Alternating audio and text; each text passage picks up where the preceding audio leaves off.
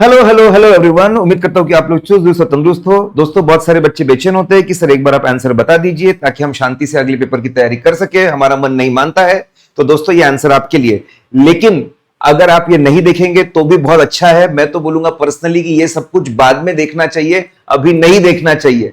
तो बस 2 दिन की बात है बच्चों, आप लोग इसको बाद में भी देख सकते हो। अगर मन नहीं मान रहा है तो आइए अभी देख लेते हैं। आइए दोस्तों, कंपैरेटिवली इंस्टीट्यूट ने काफी आसान एमसीक्यूज दिया अगर हम पुराने अटेम्प्ट की बात करें तो उसके मुकाबले।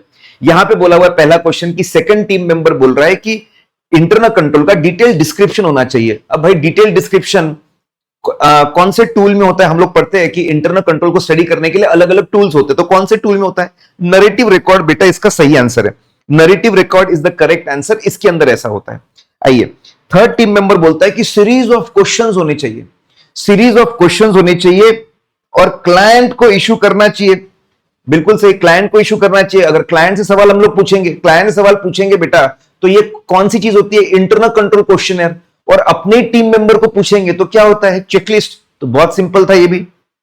फिर यहां पे अगले इसमें बोला है कि इंटरनल कंट्रोल को इनिशियल स्टेज में क्यों स्टडी करना चाहिए, ताकि हमको समझ में आए कहां पे चीजें सही है, कहां पे चीजें गलत है, कहां पे मेहनत कम करनी है, कहां पे मेहनत ज्यादा करनी है। बेटा उसका सही आंसर है आपका audit programme. Audit programme is the correct answer. फिर आपका जो पहला टीम मेंबर है वो बोलता है क्वेश्चंस इशू करने चाहिए अपने स्टाफ मेंबर्स को। जब हम क्वेश्चंस इशू करते हैं अपने स्टाफ मेंबर को, बेटा उसको हम लोग चेकलिस्ट बोलते हैं। तो दोस्तों, इंस्टीट्यूट ने कंपैरेटिवली बहुत बहुत बहुत आसान एमसीक्यूज किए। अगर मैं बात करूं दोस्तों, आइए, अगर मैं बात करता हूं, अब यहां पूछा कौन सा स्टेटमेंट इनअप्रोप्रिएट है? ऑडिट स्ट्रेटेजी और ऑडिट प्लान आपस में इंटर रिलेटेड ही नहीं है। कितना गलत स्टेटमेंट है, कितना ज्यादा गलत स्टेटमेंट है दोस्तों ये। ठीक है, बहुत ज्यादा गलत स्टेटमेंट है। तो बिल्कुल वहां पर उन्होंने इनकरेक्ट स्टेटमेंट पूछा है, इनअप्रोप्रिएट पूछा है, तो आंसर सी रहेगा। वो लोग बोल रहे हैं इंटर रिलेटेड ही नहीं है। फिर अगला क्वेश्चन है कि कौन सी चीज इंटरनल एविडेंस नहीं है, मतलब एक्सटर्नल एविडेंस बोल रहे हैं कि भाई एक्सटर्नल कौन सी चीज है? परचेस इनवॉइस, वेंडर बेचता है, that is the external evidence. उसका आंसर दोस्तों बी है। फिर अगर मैं बात करूं, वापस इनकरेक्ट पूछा है। ऑप्शन सी में बोलता है कि भाई आपका जो एविडेंस है वो अपने आप में सफिशिएंट अप्रोप्रिएट, रिटर्न रिप्रेजेंटेशन अपने आप में सफिशिएंट अप्रोप्रिएट होता है। कितनी गलत बात है। रिटर्न रिप्रेजेंटेशन थोड़ी अपने आप में सफिशिएंट अप्रोप्रिएट होता है। ना ना ना ना ना ना, ऐसा नहीं है। ठीक है, वो सिर्फ एक सपोर्टिंग एविडेंस है। तो आंसर सी है बेटा। बेटा केस भी पढ़ने नहीं पड़ रहे थे, इस तरह के एमसीक्यूज इंस्टीट्यूट ने इस बार दिए हैं। एक्सपेंडिचर ऑडिट में जहां पे हम देखते हैं कि कोई वेस्टेज तो नहीं है, इनफ्रुक्टस अवॉइडेबल खर्चा तो नहीं है, दोस्तों ये प्रोप्राइटी ऑडिट में होता है। This happens in propriety audit. अब अगर मैं बात करूं कि भाई खर्चा इकोनॉमिकल है क्या, एफिशिएंट है क्या, इफेक्टिव है क्या, ये कहां होता है दोस्तों? ये होता है परफॉर्मेंस ऑडिट में। This happens in performance audit. ठीक है, ये भी सिंपल स्ट्रेट फॉरवर्ड था। प्रोविजन ऑफ फंड्स में क्या होता है? भाई जिस पर्पस के लिए पैसा दिया उस पर्पस के लिए यूज किया कि नहीं। दोस्तों इसका आंसर ये, जिस पर्पस के लिए पैसा दिया उसके लिए यूज किया कि नहीं। बिल्कुल सिंपल स्ट्रेट फॉरवर्ड। और जितना पैसा दिया था लिमिट में खर्च करो। जिस पर्पस के लिए दिया था और जितना दिया था उस लिमिट में खर्च करो। That is called audit of provision of funds. जितना प्रोवाइड किया उतना ही खर्च करो भाई, ज्यादा खर्च करोगे कहां से लाओगे? ठीक है, आगे ये थोड़ा सा हो सकता है थोड़ा सा बच्चों को चैलेंज करे। भाई करेक्ट पूछा है, अभी तक के इनकरेक्ट पूछ रहे थे। रिजर्व्स क्या होते हैं? जो प्रॉफिट्स हम कोई पर्टिकुलर कमिटमेंट के लिए अलग करते हैं। नहीं बेटा ऐसा नहीं होता। कोई पर्टिकुलर कमिटमेंट के लिए अलग हमने किए हैं प्रॉफिट्स, ठीक है, that is not a perfect statement, तो वो गलत है। सिक्योरिटीज प्रीमियम एक कैपिटल नेचर का रिजर्व है, बिल्कुल सही बात है। सिक्योरिटीज प्रीमियम एक कैपिटल नेचर का रिजर्व है, कैपिटल रिजर्व है, ऐसा बिल्कुल बोल सकते हैं।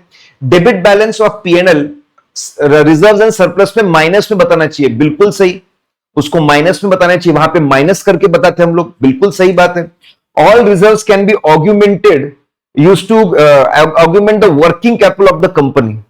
ठीक है, जितने भी रिजर्व्स है वो भाई ऐसा नहीं है, अलग अलग रिजर्व्स अलग अलग पर्पस के लिए होते हैं। तो आप पूरे के पूरे रिजर्व सिर्फ वर्किंग कैपिटल में लगा दो तो ये स्टेटमेंट भी सही नहीं है।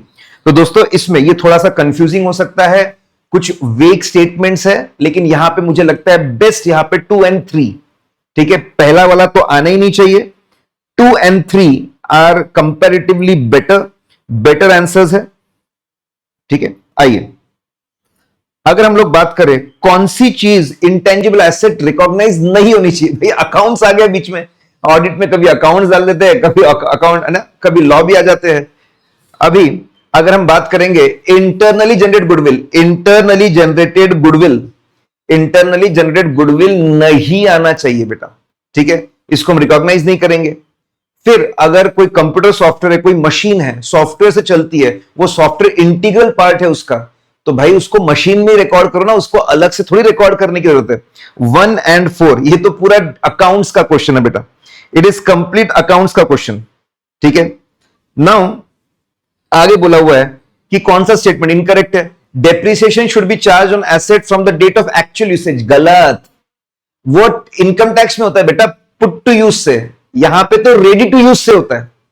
डेप्रिसिएशन बुक्स ऑफ अकाउंट्स में चार्ज होता है रेडी टू यूज से, तो आंसर सी आपको इनकरेक्ट वाला पूछा है, एक्चुअल यूज से बोल रहे हो, बिल्कुल गलत है, एक्चुअल यूज से नहीं होता। फिर इन्होंने बोला है कि भाई 38 लाख की inventory, that inventory amount to 38 lakhs after excluding 2 lakhs inventory that was held by PQ Limited as a consignee has been recognised, has been recognised. देखिए दोस्तों इस क्वेश्चन में इन्होंने ऐसा बोला है कि भाई पीक्यू लिमिटेड हमारे पास में इन्वेंट्री रखी हुई है और हम कंसाइनी हैं, हम कंसाइनी है मतलब हम मालिक नहीं है, हमारे बैलेंस शीट में नहीं आना चाहिए, और बिल्कुल ऐसे ही बोल रहे हैं, ठीक है। अब कौन सा असर्शन गलत है ऐसा नहीं बोला, कौन सा असर्शन इन्वॉल्व है इसके अंदर, सही गलत नहीं पूछा है, कौन सा असर्शन इन्वॉल्व है ये पूछा हुआ है। तो दोस्तों ऐसा है, अब यहां पे दो चीजें मांगते हैं, सबसे बेस्ट तो राइट्स एंड ऑब्लिगेशन था कि भाई राइट्स एंड ऑब्लिगेशन का प्रॉब्लम है, ठीक है। इन्वेंट्री में ऑकरेंस तो नहीं लगेगा, ऑकरेंस वाली चीज नहीं आने वाली है, और मेजरमेंट भी वैल्यूएशन वर्ड यूज होता है, बेटर इज वैल्यूएशन वर्ड। बेटा यहां पे exact perfect answer rights and obligation, लेकिन उन्होंने पूछ रहे राइट्स एंड ऑब्लिगेशन के साथ में ये भी बताओ और एक कौन सा क्लोजली कनेक्टेड है। तो दोस्तों यहां पे हम बोल सकते हैं कंप्लीटनेस, ठीक है। हमारी इन्वेंट्री किसी के पास है तो आनी चाहिए, दूसरे की इन्वेंट्री हमारे पास है तो नहीं आनी चाहिए। इन्होंने क्योंकि दो चीजें पूछी है, दो चीजें पूछी है, तो दो चीजें उसमें तीसरा सबसे परफेक्ट है, या तो आपका दोस्तों यहां पे 2 and 3 is the proper answer, ठीक है। अगर 3 and 4 हम लोग बोलेंगे तो वो इतना बैंग ऑन टारगेट बैठता नहीं है। अगर हम आते आगे, ये तो लॉ का क्वेश्चन है बेटा, ठीक है। लॉ में आपने पढ़ा ही होगा, स्वेट इक्विटी शेयर्स के बारे में बोला हुआ है, कौन सी चीज करेक्ट है, इससे आसान तो और कुछ हो ही नहीं सकता लाइफ में। It can be issued to employees, yes. It can be issued director, yes. It can be issued can be issued a discount, yes. जो एग्जिस्टिंग क्लास ऑफ शेयर्स है उसी के हम लोग इशू करते हैं, यस। क्या सारे के सारे कवर्ड है, यस। दोस्तों कमेंट करके जरूर बताइए कितने मार्क्स आपको मिल रहे हैं, और उम्मीद करता हूं कि आपको ज्यादा से ज्यादा मार्क्स, अच्छे से अच्छे मार्क्स यहां पर मिले। चलिए दोस्तों फटाफट मुझे बताना था, आप भी अब शांति से FM SM पे लग जाइए।